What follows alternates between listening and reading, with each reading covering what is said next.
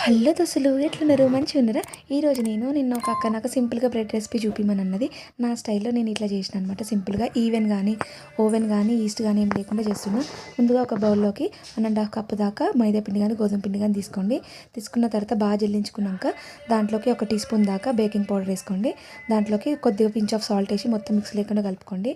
తర్వాత దాంట్లోకి ఒక 1/2 కప్పు దాకా పాలు పోసుకొని 3 చెంచాల దాకా నూనె పోసి మొత్తం లంప్స్ లేకుండా మెత్తగా కాకుండా గట్టి కాకుండా ఈవెన్గా కలుపుకోండి. ఫస్ట్ టైం కనుక నా ఛానల్ ఇస్తుంది ప్లీజ్ సబ్స్క్రైబ్ చేసుకోండి దోస్తులు. తర్వాత పూరి పిండి మీద పెట్టిన తర్వాత పిండిపైకి కొద్దిగా ఆయిల్ స్ప్రెడ్ చేసి ఇట్లా ఈవెన్గా స్ప్రెడ్ చేయండి, ఎక్కువ దొడ్డు కాకుండా మందం కాకుండా.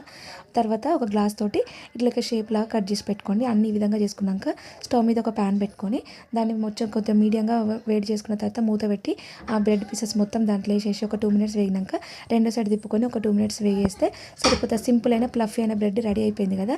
వీడియో నచ్చినట్లయితే ప్లీజ్ లైక్ చేయండి. ఫుల్ వీడియోలో కింద ఇస్తే చూడండి. Thank you for watching.